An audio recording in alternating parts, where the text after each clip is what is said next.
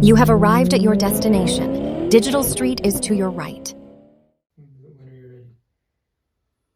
Hello everyone, welcome back to Digital Street, first IRL episode. Yup. We're back.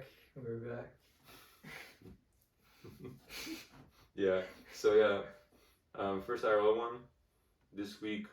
So we had a little bit of a shift in the way we do things. We decided to. Sadra took my intro part. We're switching everything up. Dude, you weren't saying anything. What? I asked you if you're ready to start. That was the start. Yeah, I know. I started it. I know. And then you were like, you're just staring at me. So I was like, oh god, just do it. I was seeing if you're ready or not. Oh yeah, I'm ready. Alright. Well, this is all going into the pod now. So yeah. I made Sadra feel awkward. I'm sorry. But yeah. So yeah, we're IRL now, and I wish Sadra and I we recorded like 2 pods already IRL. 3. Wait, really 3? 1 with Mohsen and 2 with us. Oh shit, yeah. So we recorded 3 IRL pods, and I don't think we posted any of them because we had such shitty mics, man. Like we don't have mics for this pod either. And yeah. That's because we ordered such shitty mics, and yeah, we gotta order legit mics now, and I guess we're just learning as we were doing all this podcasting stuff. I really underestimated how easy it is to run a podcast. I don't know. Yeah.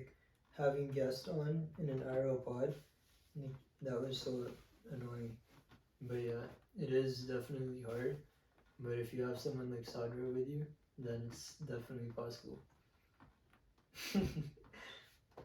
But yeah, this week we'll be talking about the stuff that we spoke about in the past 2 podcasts that didn't go live, which is about cryptography.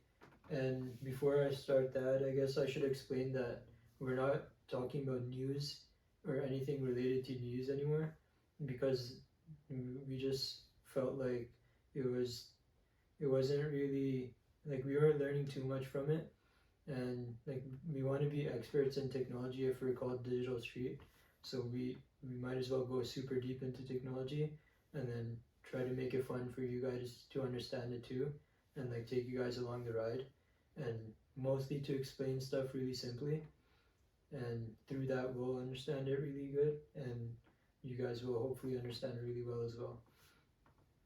Yeah, it's gonna bring you guys along with the journey. Exactly. So yeah, this week we're gonna talk about cryptography. Mainly we're gonna talk about a lot of algorithms that came in early on in the days of cryptography. One of them is the Merkle puzzle. Merson puzzle. Merson. The other one is Diffie-Hellman, which Diffie-Hellman was still used. Merkle not so much, because it's useless. And yeah, we're gonna talk about how the keys are exchanged within those algorithms, different algorithms that use Diffie-Hellman, and yeah, I guess we can get started. Yep. You want to start with the first part, or? Yeah, sure. So which one, Diffie-Hellman? The cryptography. What's the binge bank stuff? Oh yeah. My bad. Yeah. I could start with if you want. Yeah, go ahead. All right. Yeah, so I should explain that too. So we're we decided that we want to do before we start each deep dive, we want to go into what Sadra and I did in the past week to work towards our obsessions and goals, because both of us are we're not shy to say that we're obsessed about what we do, and it would not make sense to not be obsessed, because work and all of that takes up so much of our lives. So you might as well be the best at whatever you're doing, so that you could eventually enjoy a large portion of your life once you put in the initial grind, if that makes sense. But yeah, so we're gonna cover we're gonna talk about the progress that we made in the past week about stuff, and then just share the genuine stuff that we're going through to accomplish the stuff that we're trying to achieve. And also, I didn't explain about the deep dives. So our first deep dive is going into Web3, and that's why we're talking about all this cryptography stuff. But we eventually want to go like insanely deep into Web3, and then we want to move towards like AI, quantum technology, like any technology that Sadra and I are really insanely interested in, and just want to go really deep into. So like the first one's Web3, but we do want to do more technologies after this. But yeah, that being said, this past week, so for context, I run a marketing agency and we do SEO blogs, right? And so this past week, I've been like in the weeds, just mostly doing actual work for the agency, which is like doing actual client work. And like one thing that I don't really like is that like all of my days are taken up by all of the actual work, whereas like it would be so much more fun if I'm just able to like do the fun stuff and not the boring stuff like every single day, if that makes sense. Like I don't like a lot of repetition. And like the past, I don't know how many days, it's like October 12th, since August 1st, it's basically been the same routine like every single day. So I'm just trying to work myself out of that right now and get into a way of us, my brother and I, doing the higher leverage stuff that's like you need a lot of brain power to do. Not saying that the other work takes less brain power, but like it's like pretty simple stuff, right? So hiring or like building stuff to figure out how someone else could do the simple stuff for us, it would be so much more fun because then we could just learn so much. We could like test a bunch of stuff for SEO so that we could apply it for our clients, and we could like effectively just like become like the best in the world at SEO through like just doing a bunch of like research, testing shit out in our free time, and then providing an even more better product to our clients because of that. But right now we don't really like, we do have a bunch of experience to like offer to our clients, but we're not really like innovating at the frontier of SEO right now, which is something that I want to do. So you're kind of stuck, right? Like you're working when you want to work, but you're not doing what you want to do yet. Exactly. Within that. Yeah, like for context though, like we're growing pretty quickly as like an agency, but like my brother and I, like we just want to like move forward quickly as well, right? We just don't want to stay in one position, and I guess that's like the reason why like both of us are kind of in that mental state of like we're pissed off in the situation that we're in. Well, mostly me, that I don't like the situation because I want to be like innovating and like learning about like new ways that we could differentiate our SEO for our clients so that they could actually be the best in their industry for SEO. Like they could always be at the top of like search rankings, which would be the goal, right? That's like I basically just want to be the best and like an expert in SEO that like people look up to, and yeah, I'm not really there right now. That's fair. Yeah, that's a good explanation. I would say for me, fuck. So yeah, I do work and I go to university. I do a lot of IT and security stuff. So cybersecurity is a pretty big part of my university journey. I've actually been pretty busy with soccer, I would say. Yeah, I was thinking that you were going to talk about soccer. That's what I was expecting. I've had like a few tryouts here and there. And then yeah, tryouts usually starting this season, so I've been a little busy with tryouts. I joined another league on my own. You know, I'm doing something intramurals in university. Yeah. So just daily training, going to the gym, it's been a pretty big part of my life. Not even this week, just every day basically. Other than that, I would say, yeah, I mean, school is good. You know, I'm doing one class. It's nothing huge. Introduction to Cloud. It's a pretty basic class. I'm not really struggling with it. Right now, I'm at a point where I'm just waiting for my internship to end my work, and then from there I really want to go into the big leagues of cybersecurity, Okay. like work for the big companies. Yeah. But we're not there yet. I'm doing this for 1 year, so I have to wait 1 year, and then next year we'll see what happens. This week specifically, I guess. Oh yeah, my certification. I got the CCNA. Oh yeah, congrats on that. Thank you. Yeah. Yeah, it was pretty nice to put on your resume. You know when you finish a project and you get to close all the tabs? Oh yeah. When I came back home after passing, I was able to close all the tabs I was studying the night before. Yeah. Oh my god, it was the best. But yeah, other than that, you know, oh yeah, I've been trying to get a new certification for cloud, just because I use cloud here and there in my work environment, and my class is also cloud. Yeah. So yeah, why not get one in that area? Other than that, yeah, work, soccer, gym. I have a pretty repeating lifestyle right now, which I don't like, but you gotta do what you gotta do sometimes. Yeah. You gotta put in that the grind in the early days. I mean, like that's what we're both in, like the phase of like putting in the actual grind. I don't see any problem in that either. Like if we just continue doing the repeating schedules, like without that, I don't think we would get anywhere far. Like, cause we're just compounding ourselves, right? Like if you were to stop training one day, or like yeah, if you were to stop training even 1 day or 2 days in a row, like I bet it would ruin the rate of compounding, because you're just gonna slowly start to miss like 2 days a week each week. Yeah, for sure. Yeah, consistency is the biggest thing I think for improving. Yeah, I So- don't think like Kobe or anyone. I don't Yeah. think they ever missed a day. Yeah, like maybe here and there, but yeah, like I get your Yeah, point. but it was probably rare that they would miss a day. Yeah, for sure. Yeah, I agree. Yeah. Oh, this week, yeah, we were also talking about the football thing, about how like soccer players. Like I don't know. I've just been thinking about it a lot. That like, why don't soccer players just become? Oh, football going to the players? NFL, yeah. Yeah. Like it's literally so easy. Like I don't know. I've played a decent amount of football and I understand the plays, and I understand how to kick as well. Kick a soccer ball, kick a football, and kicking a football is not that hard.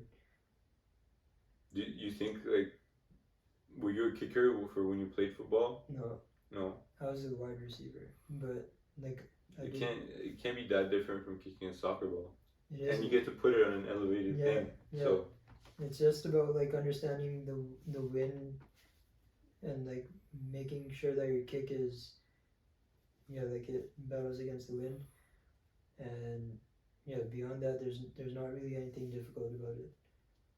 yeah, you never know. NFL scouts might watch this Yeah. and scout us. But yeah, it's pretty crazy. I don't know. I don't know why they don't. I mean, I don't know anything about American football, so my opinion is pretty redundant. But from what you're saying, it seems like that's a good idea. Yeah. Like I guess it could be dangerous, and like maybe soccer players wouldn't want to do it because like football is known to damage your brain because of tackling and stuff, But if you're just a kicker, are you really doing any tackling? not really. Like there's a really low chance of you getting tackled, especially if you're athletic and stuff. You're not an idiot about letting yourself get tackled. Yeah. It also depends on your team because they're the ones that are protecting you from getting tackled, right? But it also matters about your athletic ability. 100%. All right. Yeah, I mean, yeah. So like we spoke about all of this, and then we're gonna dive into all of our stuff. But I also wanted to say that like our recaps of the week were kind of like mellow this week because like we're just trying to figure out like how to do all the recaps. Like Sadra and I were just still like figuring out how to like recap everything and explain it to you guys. But probably in the next few weeks, like we'll figure out how to recap it in a better way to like I feel like mine could have been better, and like we will explain it in a better way, and like so that you guys could figure out like takeaways from it, and like we'll probably go back and forth a bit much better too. Like the more we do it, the better we get naturally. Yeah, 100%. Alright, I think we can get started with the zero deep dive. Yeah. Zero. Well, what is it called? Zero knowledge canon. Zero knowledge Zero knowledge canon from A16Z. canon. Okay. Yeah. So we're basically going through that entire document or whatever it is. Yeah, this episode is just the first two, right? Yeah. Okay, so I'll start the basics. Cryptography is when you're talking about cryptography, the main thing that you want to focus on, I would say, is encryption. What encryption does is there's physical encryption and digital encryption. Obviously, physical encryption back in the day when you would send a message, let's say you would write it in a secret code that only the other person could understand, the deliverer the destination person could understand. So that's basically encryption. You encrypt it in a sort of way that only a certain amount of people can understand. Digital encryption is the same way, but now with the encryption method is just a lot more complex. Yeah. I would say, so yeah, like back in the day when technology was still new and computers were new, I guess we can start with Merkle, right? Merkle's puzzle. Yeah. There was symmetric and asymmetric too, right? I remember you spoke about that in the first one, and like you explained that really well. I want to try to remember what was confusing about it to me, but I remember you explaining it in a way that like it laid a really good foundation for the understanding of all of like cryptography. Okay, we can definitely go over that. But I think Merkle's thing was first, and then they made a distinction of asymmetric and symmetric. Oh, okay. Yeah. I could explain Merkle's puzzle. I could like try my best to explain Go ahead, it, and then we could like dive deeper into the asymmetric and symmetric stuff. And by the way, like precursor to this, like this is like it's at like 10:40 p.m. right now. Yeah, we're pretty sleepy. So if we're not explaining everything super well, and we're kind of dead, it's only because of that. But we're trying our best, and we're super interested in this stuff. But yeah, let me go into Merkle's puzzle. So the basic idea behind it is that you create a bunch of puzzles that have two encryption keys, right? Or what was it called? Like X is an encryption key and Y is also an encryption key, right? Yeah, like X and Y represent two different encryption keys for that puzzle. Yeah. Yeah. So each puzzle has two encryption keys, and so the basic idea behind it is to create as many puzzles as possible to send to the person that you're trying to get information to. Like there's a sender and a receiver, right? So you send them all of the puzzles, and they need to figure out which puzzle is the one that you're sending information over, right? Yeah, kind of, yeah. So basically they're like, say for example, a set of like 50 puzzles. One of the puzzles is going to have the encryption and decryption key which is going to be used to communicate through.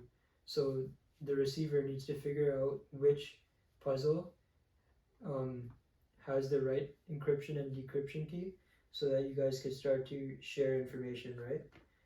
So the idea behind this is that the receiver needs to figure out the right puzzle, but they need to figure it out quicker than the hacker in theory that's going to also be trying to figure out the puzzles, so that he could intercept all of the. It's the sender that's figuring out the puzzle. The sender?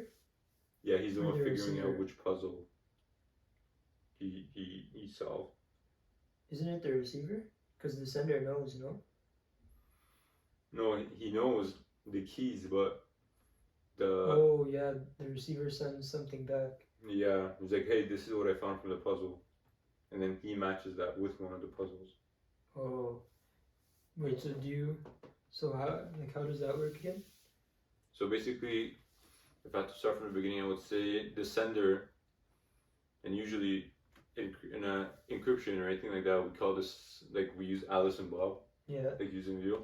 So let's say Alice is the sender and Bob is the receiver, and they want to form a secure channel to communicate over. digitally. So Alice has, let's say, 5 puzzles. Each puzzle has X and Y. Yeah. Key X and key Y. Mm. So then he sends those puzzles to Bob. Obviously, if there was a hacker or an intruder over that communication channel, they would see that too.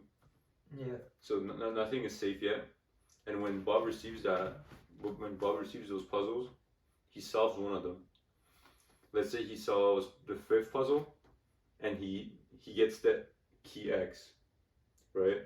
So he sends key X to Alice, and only Alice knows which puzzle that key X is for. Because she made the puzzle, she knows the answers. Yeah. So she figures out, okay, so he sent me this key X for puzzle 5. Okay, so I'm gonna send him key Y for puzzle 5. So he's gonna send him key Y for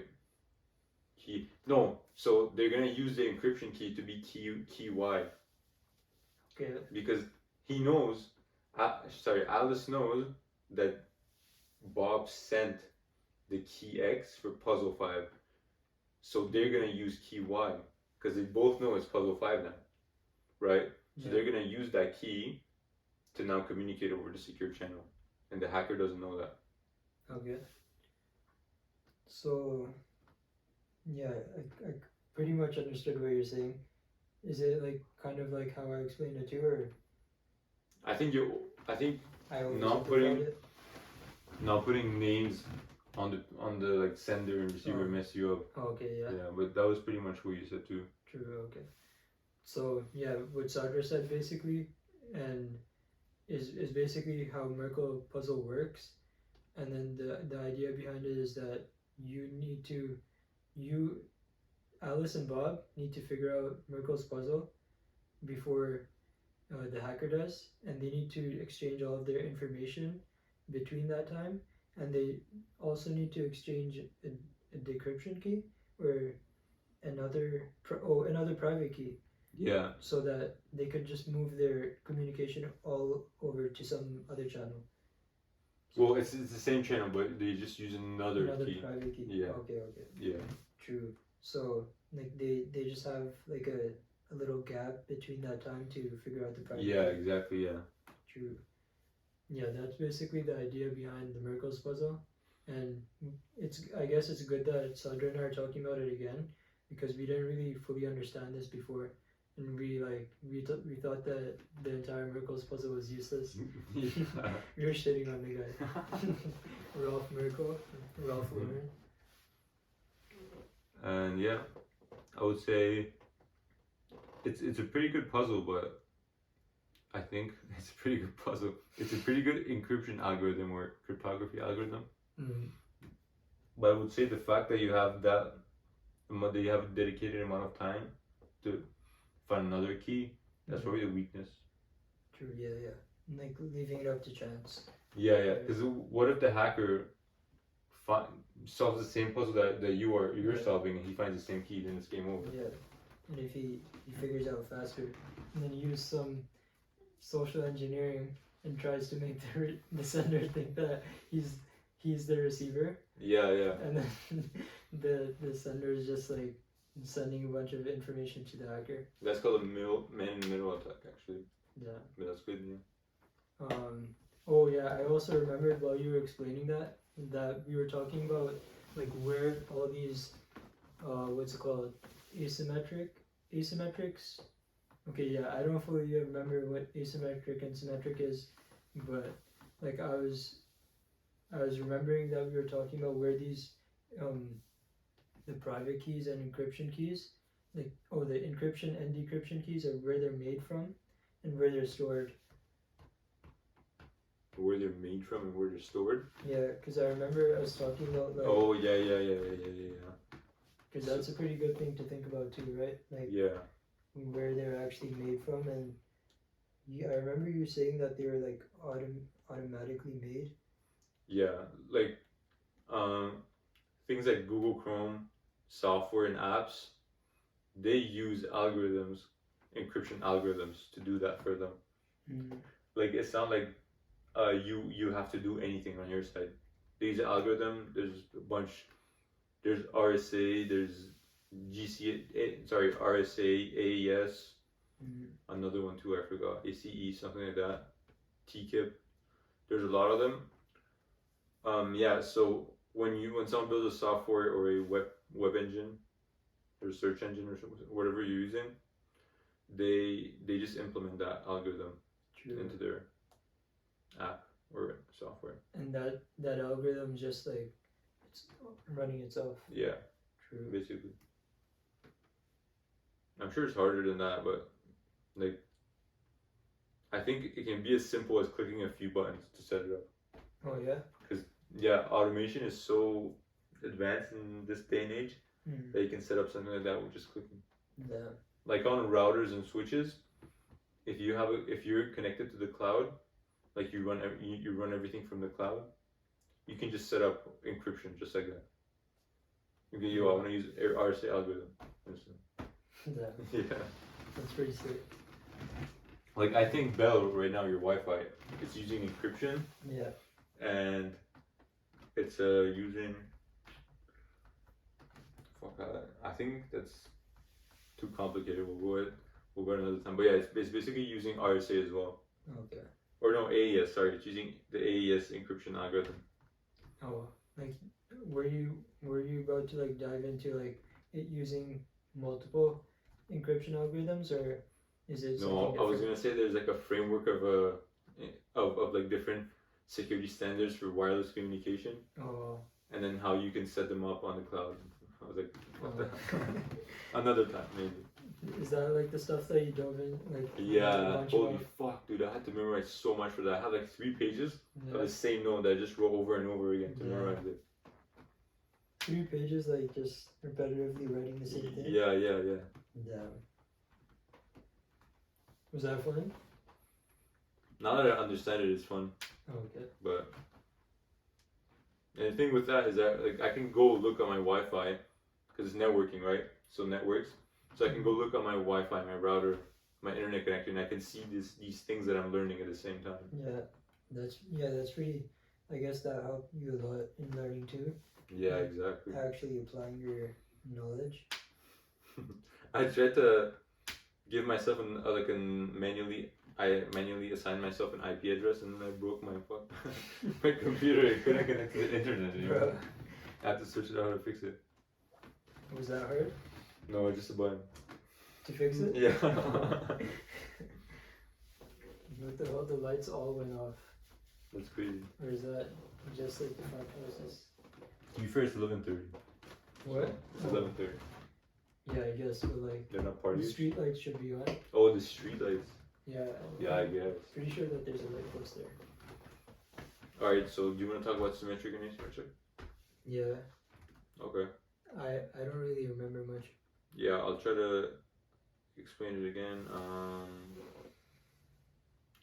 So within the encryption algorithms, there's different ways to do encryption. One way is to have the same key for encryption and decryption. Oh, okay, so you just use X. That's called symmetric encryption. Mm-hmm. When in this case we're assuming that they already have a secure connection and they both are Alice and Bob already both know the key, and they just use that key to communicate. Yeah, it accidentally stopped recording because of my like millions of alarms. But Sadra was explaining where did we leave off? That like you were in the middle of explaining symmetric, I think. Symmetric. So symmetric is you use the same key for encryption and decryption over a. Alright, yeah, sorry about that. Another alarm just went off. And yeah, I checked if there are any other alarms, so there are none, so we should be good. Alright, so yeah, symmetric encryption is basically use the same key for both encryption and decryption. And then asymmetric encryption is use a different key for encryption and use a different one for decryption. So use 2 keys, use one for encryption and one for decryption, and they're different. And so the receiver, they use their own encryption key they use their own decryption key to decrypt anything that they're sent. So like let's use Alice and Bob to make it easier. Like if Alice sends something to Bob, Bob uses their decryption key to decrypt the message, right? But if Bob sent something to Alice, Alice would use her or his. So the way it works, you decryption got key. it, but it's a little confusing because I didn't go in depth. So when I say they use 2 encryption keys, every user has 2 keys. Yeah. So Alice has 2 keys and Bob has 2 keys. Mhm. They're called public and private keys. Oh, okay. The public key everyone has access to. Right? Okay. So Yeah. go ahead. Yeah, that's where that idea stemmed from. Like the thought. Remember when I was asking like where the public keys are all accessible from? Oh yeah. Fuck, I forgot what that's called. KDC, Key Distribution Center. I Okay. think. So there's an actual thing where it's like all of it stored. Yeah, it's like a program, I think, I think it's like software that runs, or is it an API? I'm not sure. Mm. I didn't go too in depth of it, but it's pretty useless. We don't use that anymore. Oh, okay. It makes things more complicated now that Diffie-Hellman is here. True. So the way I like to think about it is that imagine your mailbox, right? Mm. So everyone knows where your mailbox is, and everyone can put stuff in it, Yeah. but only you can open it. Yeah. You can open it with your private key, Mm. but everyone has access to it by using your public key because they know True. where it is. Yeah. True. So that's what asymmetric is. Okay, so that makes more sense now. So when Alice is encrypting a message for Bob, Alice uses Bob's encryption key, No, public key. public key. Yeah, because sometimes you can use that public key to decrypt. Oh, okay. Actually, no, you can't. Really? I guess you can just say encryption key. Yeah. Okay. Yeah, you can use encryption key. That's fine. Yeah. So basically, yeah. Sadra explained it simply that the mailbox thing, like it puts it to like really good perspective that like the basic idea behind the 2 encryption keys, the 2 keys, like the encryption and decryption key that both have, and like how they work. So basically, like when Alice sends something to Bob, they use the encryption or public key for Bob, like their public encryption key, so that's just how it works. like that's just how it works. That's how information is sent over. Like that's the reason for the 2 encryption and decryption keys that each of them have, right? And that's how the relationship works between them. That you don't use Alice doesn't use her own encryption key to send information to Bob, which uses Bob's encryption key. Yeah, exactly. So the encryption key is usually the public one. Mm-hmm. The decryption key is usually the private one. Yeah. So everyone has access to everyone's encryption key because it's public. Yeah. But only the user has access to their own private key. So only they can decrypt the message that everyone sends them. Yeah, that makes sense. I guess we summarized like both 2 parts that we did like really well this part. Yeah, I think we did a lot better than last time. Yeah. What else was there that we spoke about? Diffie-Hellman? Oh, we didn't cover that yet? No. Okay.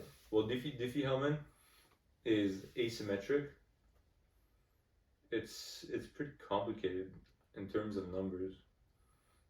It's like if you were to do it on paper, it's pretty easy with a calculator. But if you were to do it like explain it like this, it's pretty complicated. Mm-hmm. I think the main idea behind it is you have 2 public numbers that both Alice and Bob knows, and that the intruder has access to, the hacker. They can also see that. By using modulus, which is an operation, Yeah. they use the modulus operation to both using those 2 public numbers and their private keys, Mm-hmm. which only they have access to. They come to an agreement with a private key behind the scenes, Okay, yeah. and then using that number, they mod that again, and then they exchange that number. Mm-hmm. And if that's the same number, then that means that it worked. Because so when they exchange it and they see that the same number, they're like, oh, okay, then we also have the same private key. Yeah. But they both have access to the private key, and they haven't shared that over the communication channel, Mm-hmm. so it's safe, and they know that it works because they got the same number that they exchanged. Yeah, that makes sense. So like I kind of remember now that basically they figure that out all asymmetrically, and then they convert to symmetric, right? That's how it works, right? Yeah, so with asymmetric and symmetric, the only purpose of asymmetric is to make a secure communication channel so you can use symmetric encryption. True, because it's just faster, right? It's a lot faster, yeah. I'm just gonna quickly check if it's recording. Still recording? Yeah, it's still recording. Okay, well that's what scared me for a second. Yeah. But yeah, so asymmetric is just a way to convert to symmetric, because like I'm pretty sure we explained it pretty well, but asymmetric requires 2 steps, symmetric requires 1 step of like sending information, so it's obviously quicker, right? Yeah, exactly. The math is also a lot more complex. For asymmetric? Yeah, I think it is definitely longer. I think it's more than 2 steps, but like the main 2 steps of encrypting and decrypting, like it's 2 steps, and then symmetric is just 1 key, so it's just 1 step. Yeah. But there's a lot of math operations behind it. To convert asymmetric to symmetric? No, to set up asymmetric. Oh, okay. Yeah. Do you want to explain that, or? Honestly, Diffie-Hellman is the only asymmetric one I know. And what that does, wait, is it? Oh, fuck. No, I think RSA is asymmetric too, but RSA uses Diffie-Hellman. So at Diffie-Hellman, it just uses a bunch of math operations to come up with an exact number, and they share that exact number, and if that exact number is the same for both of them, then that means that they both have a private key that they found on their own that they can use, and that private key is the same. Yeah. So like all of the mod stuff that you're talking about? Yeah, they do that in the background, and then when they share a special number, it's the same. That means they successfully have asymmetric encryption. Okay. And one super good thing about like all the podcasts that we're doing together is that like I noticed over the course of us doing pods together, like before the way that you used to explain stuff, maybe you just have a better understanding now, but like you're explaining it really well now, like really simply. Thank you, man. But before, like sometimes I had a hard time understanding because it was like you explain it in a complex way, but like even though it's like 11:30 or something now, yeah, I'm still understanding everything that you're saying because it's so simple. Jeez, I'm gonna blush. No, yeah, it's good. I definitely understand it more as well with the pods. Yeah, I could tell. And now that you did the CCNA too now, right? Yeah, it didn't go as much into encryption. Oh, really? Yeah, like, it was literally what we talked about. Maybe like 3%, 4% more complex. Oh, okay. That was it. Yeah. Fuck, is that it? No. I think we have more, no? Yeah, what else did we cover in the first pod? Because the second pod was like basically all Merkle's puzzle.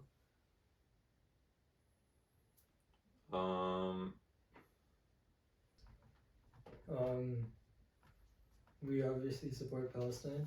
Of course, we have to. Yeah. If you don't take a side, you're kind of like a hypocrite.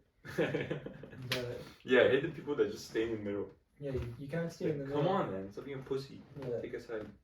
This guy said the P word. Oh, you're gonna get cancelled. Fuck. If you're watching this like 50 years down the line and that's a bad word. It didn't mean as much back then. Yeah, like it just meant like a scaredy cat. Yeah. Because a pussy also means like a cat, right? Holy fuck, you said it again. I said the F word. Oh no. I don't think the F word crap. will ever be. Oh, I said the C word. Yeah, we can't censor ourselves too much. But wait, where were we? Dude, you de-doxed us, or doxed us, I mean. How? You doxed us, you told us where we live. You did. No, I didn't say it, you said it. Oh yeah, that's where it started. No, you're the one that said there was a stabbing in... Oh yeah, my bad, no, you're right, I did. That's why I explained that we were doing us. Oh yeah, I did. Oh well, it's okay. Yeah. 50 years, hopefully, when we won't be in our show. In 50 years, yeah. Hopefully. Hopefully. I mean, I don't really mind staying here. It's not a bad place, but I'd want to move. I don't want to live in Canada, dude. Like I don't like winter. I love winter, but like I don't really like taxes. That's a good one too. Yeah, like you gotta keep all the money they're making. I'm not trying to pay Trudeau. Go to waste, man. We're standing in the middle. We're not taking a side. What? We're not taking a side. You like Trudeau? No, I thought that's what you said. Like. No, I said Trudeau's a waste man. I don't like. Oh, okay, yeah, I agree. Yeah. And yeah. Trudeau, if you're watching this, you're a waste man. Deportation will be at your house tomorrow. I doubt that Trudeau is ever gonna watch this, but he might because YouTube's gonna ban us for talking about the situation of Palestine. What a turn this took, dude. Holy shit. Yeah, this is what happens at 11:40 p.m. Yeah. Where's the soccer ball? I don't know. This guy's I'm hugging everything. hid the soccer ball for me the entire podcast. This guy put me in jail. So, well, I don't know what else was there. Let me check if the phone's still on. Alright, thank God it's still recording.